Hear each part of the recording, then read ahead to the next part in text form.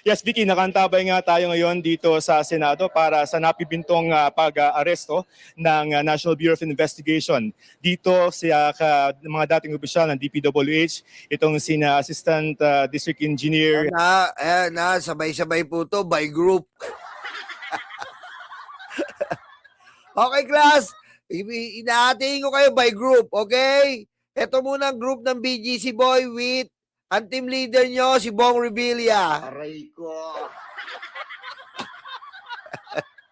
By group to ha, by group. Okay, dito muna tayo kay Bong Revilla. Dito muna tayo sa team leader nyo. BGC Boys with Bong Revilla. Palakpakan.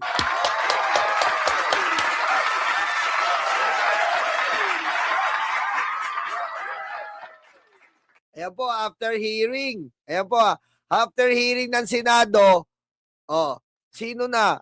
Si Bong Revilla na. Okay, Henry Bryce Hernandez at JP Mendoza. Sa mga oras ito ay nasa loob pa sila ng Senado. Sila nga ay mga kapwa-akusado nitong si dating Senador Bong Revilla na sinampahan ng kaso ng Ombudsman sa Sandigan Bayan at kanina nga ay nagpalabas ng warrant of arrest ang korte para hulihin na at ilagay sa pangangalaga o detention ng Sandigan Bayan ang mga akusado. Sa ngayon, ayon sa NBI... ba't wala daw big fish? Yan na, Wala daw big fish. Tahimik yung mga big fish na nagsasabi, Wala nang big fish, wala nang big fish. Tahimik ka. Tahimik ngayon. Aray ko. Tahimik yung mga sumisigaw. Wala big fish! Big fish! Big fish! Tahimik ka! Anak ka ng po. Eto na gusto nyo. Sunod-sunod to. Sabi ko sa inyo. Sunod-sunod to. Nakausap natin ay mula rito ay dadalhin hindi sa Sandigan Bayan mismo kundi sa NBI Central Office muna. Mananatili itong sila Hernandez at si Mendoza. Hanggang sa ngayon, Vicky, ay nakaantabay pa rin tayo dito at anumang minuto ay maaari nang ilabas at isakay itong dalawang ito dito sa isang van ng NBI na nag-aabang ngayon sa Senado. Kabahan po kayo pag ang van po kulay gray. Naunguha ng magnanakaw. Ayan po, kulay gray ang ban. So, yung mga magnanakaw dyan, pag may dadaan na gray na ban, kabahan na kayo. Nangunguha ng magnanakaw. Aray ko. Okay? Binibigyan ko yung tip, Joel Islor, Jinggoy, Chis Escudero, nangunguha ng ban ng magnanakaw, gray. Tapos lamang ng ginawang Senate Blue Ribbon Committee kung saan na dalawa sa mga naging resource person ito ay itong sila Hernandez at sila Mendoza. So hanggang ngayon, Vicky, ay nakantabay pa rin tayo, inaabangan natin. Pero kinonfirm na, nakausap natin ng NBI na kukunin nila ngayong gabi itong dalawa at dadalhin sa NBI Manila. So pinapakiusapan natin yung mga Senate Sergeant at Arms na ipakita yung pagdampot dito sa dalawa. Okay. Yes, Vicky? All right. Okay, ito na po tapos dumako naman tayo dito. Ito naman yung kay Bong Revilla naman po. Sandali lang po share natin yan. Okay, share. Then, yan. Okay, yan. Sa Camp Crame sa Quezon City, nagpalipas ang magdamag si dating Senador Bong Revilla kasunod ng pagsuko niya kagabi matapos ngang isyuhan ng arrest warrant sa isa umanong ghost flood control project sa Pandi, Bulacan. Yan nga yung sinabi natin magkasama sila ni Henry Alcantara. Diba? Alam mo, Mr. Revilla, ay nako, marami na rin nagsasabi na talagang talamak Talamak talaga. Talamak. Kahit anong paawa natin, pangalawa na yan Aray ko. Di ba? Pangalawa na. Tsaka wag po tayo malungkot.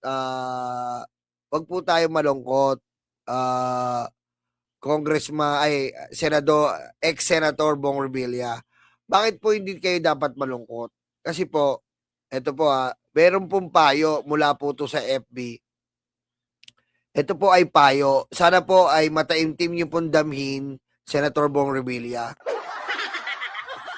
Payo po to mula sa FB. Kaya mo yan, Senator Bong. Nalusutan mo nga yung una eh. Yakang-yaka yan. Oh. Diba? Senator Bong, wag po kayong mag-alala. Nalusutan niyo yung una eh. Yung pangalawa, easy na yan. Easy peasy. Patayin mo si BBM? No joke.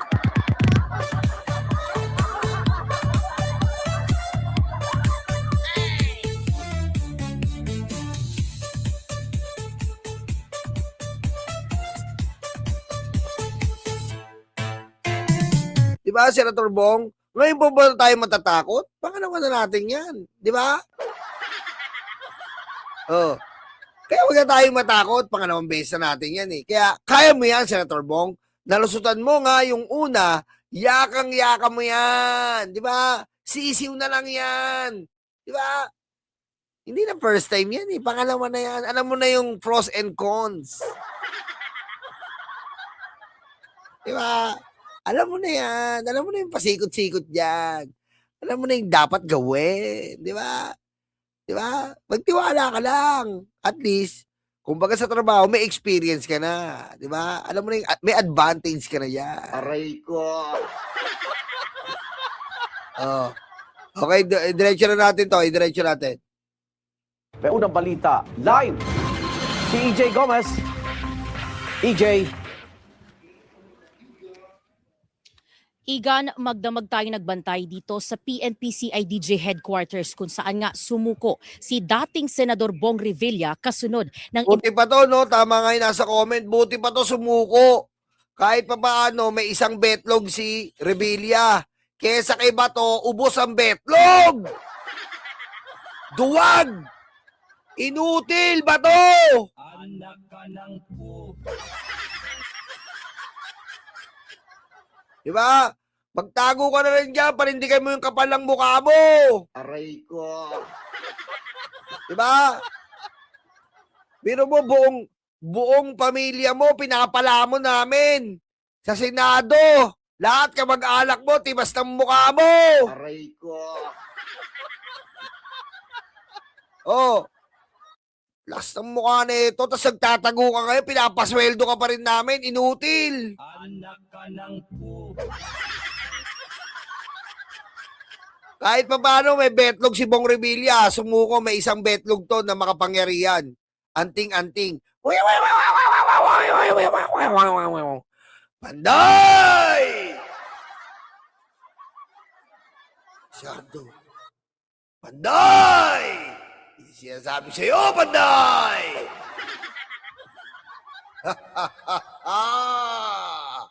Sinabihan na kita kayo, Panday! Hindi lahat magagawa ng espada mo. Ang pagdanakaw mo ay hindi mapapanday. Aray ko.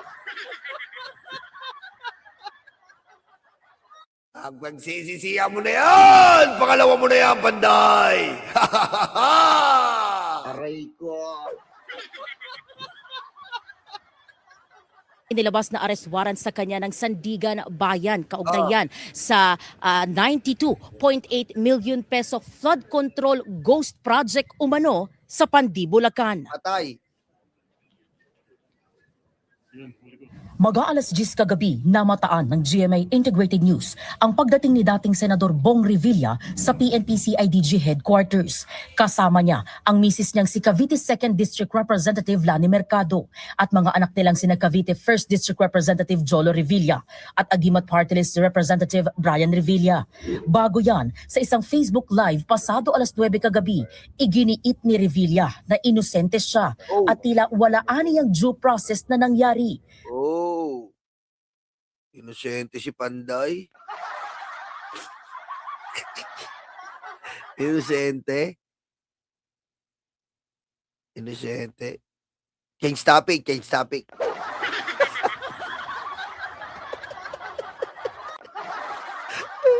Inosente daw? Pass. Aray ko. Meron nga balita, merong balita sa akin. May nag-PM sa akin. Tagal na yun, hindi ko na nga ma-retrieve eh. May nag-PM sa akin. Meron daw nagpagawa ng sementeryo. May nagpagawa ng sementeryo. Tapos yung sementeryo na yon, exclusive lang daw po. Gumawa sila ng tulay diretso doon sa sementeryo. Doon daw sa politiko yung sementeryo. Nung ano daw, hindi na daw tinapos yung tulay. Putol. Putol daw. Hindi natapos yung tulay, putol. So, pag pupunta ka ng sementeryo, para ka daw mga unggoy, Pero mo yung tulay na yon, exclusive lang makadaan doon sa sementeryo. Ganun po kalupit. Ganun po kalupit. Ganun po kalupit tong politiko na yun. Kaya mag-ingat na po tayo sa pagboto natin, ha. Ingat na po tayo sa mga pagboboto natin. Grabe po. Gayunman, haharapin daw niya ang kaso.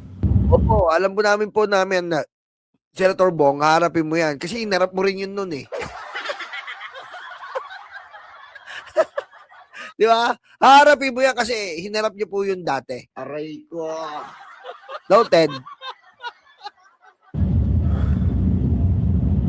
Nakakalungkot po, parang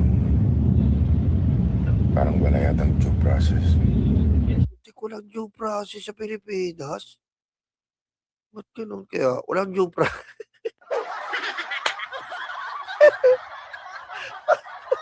Walang due process? Walang due process? Eh, yung iba nga naiinip na eh. Gusto na kayo ikulong nung bago magpasko eh. Diba, mabait pa rin si BBM. Pinagpasko pa rin kayo.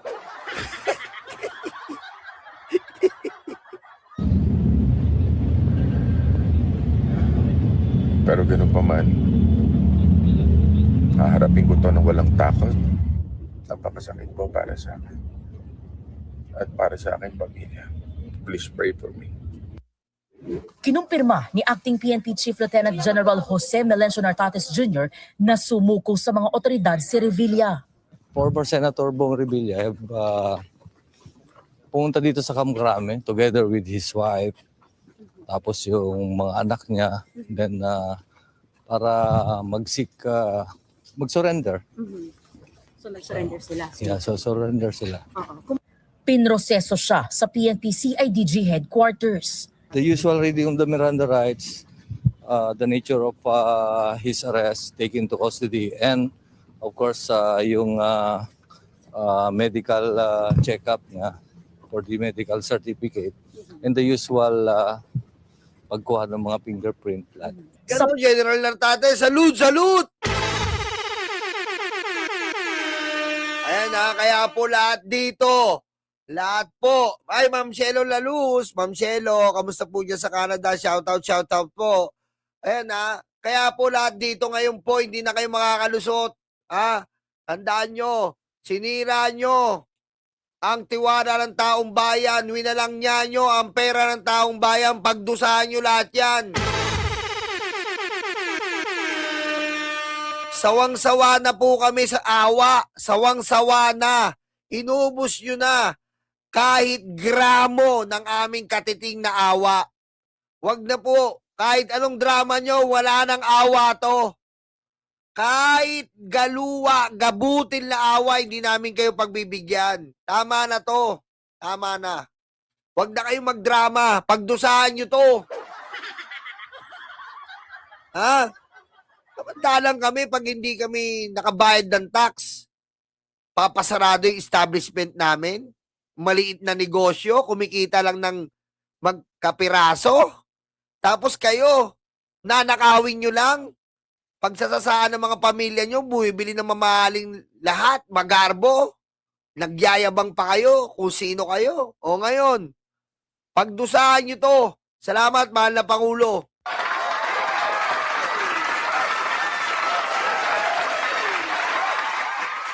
Yeah. BBM lang gumagawa ng ganito. Nagbibigay ustisya para sa ating mahihirap. Kung wala tayong Pangulong ganyan, kawawa tayo. Tapos ngayon, papa-impeach nyo? Tanga ba kayo? Ha?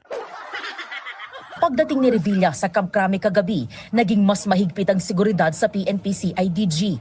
10:30 p.m., may dumating na van na naghatid ng bed frame at kutsyon. Oh? Sa PNP-CIDG, Sino mo, naka-bed frame pa kayo? Ha? Tsaka nakakutsyon. Pag kami nakukulong, diretso, sahig! Oh, yan ba? Tingnan niyo po. Ganyan ba? Doon pa lang hindi na pantay eh. Makulong yan sa ordinaryo. Ganun yun. Nagnakaw na siya ng pera ng taong bayan. Mas extreme yun. Samantalang, sabihin na natin may mga taong mahihirap dyan na nagnakaw para sila mabuhay, para makalamon. Pero kayo, nakakalamon na kayo, nagnanakaw pa kayo sa pera ng taong bayan. Ha? Nakakanakaw na nga kayo, nakakakain kayo ng masasarap, nagagawa nyo yun, nakakotse kayo, ilang kotse, ilang lupain. Tapos, VIP pa rin kayo? What the fuck? palipas ng gabi si Revilla. 4th Division ang hawak ng kasong graft laban kay Revilla at 6 na iba pa. Sa pamumuno ito ni Justice Michael Frederick Musni. Nasa 3rd Division naman kung saan chairman si Justice Carl Miranda ang malversation case na walang inirekomendang piyansa. Nag-utos na maglabas ng arrest warrant ang Sandigan 3rd Division matapos makitaan ng probable cause para ipaaresto si Revilla. Gayon din ang mga dating opisyal at kawani ng DPWH Bulacan 1st District Engineering Office na sina Bryce Hernandez, JP Mendoza, RJ Domasig, Emelita Watt, Juanita Mendoza at Christine Pineda. Naglabas na rin ng whole departure order laban sa kanila. Sa kasong inihain ng ombudsman noong nakaraang linggo, inakusahan sila ng pagsasabwatan para ilabas ang pondo para pampagawa ng 92.8 million peso ghost flood control project umano sa Purok 5 Barangay Bunsuran sa Pandi. Sinisika pa naming makuha ang panig ng iba pang akusado. Nananatiling mahigpit ang seguridad dito sa PNP CIDG, no. 5:30 AM kanina nang ibalik muli itong mga barikada dito yan sa kalsada harap ng headquarters ng PNP CIDG. Simula nung sumuko dito si dating Senador Bong Revilla ay wala pa naman tayong na-monitor na lumabas na sino man maliban na lang doon sa isang itim na van at puting pick-up. Yan muna ang latest mula rito sa Quezon City. EJ Gomez para sa GMA Integrated News. EJ, may impormasyon ba kung ililipat na mamaya si Revilla sa Sandigan Bayan? Sa ngayon wala pa tayong natatanggap na impormasyon ukol dyan mula sa PNP CIDG, pero ayon doon sa nakausap natin na PIO officer ng CIDG ay posible raw na magkaroon ng press conference ngayong umaga. Yan yung aantabayanan natin dito.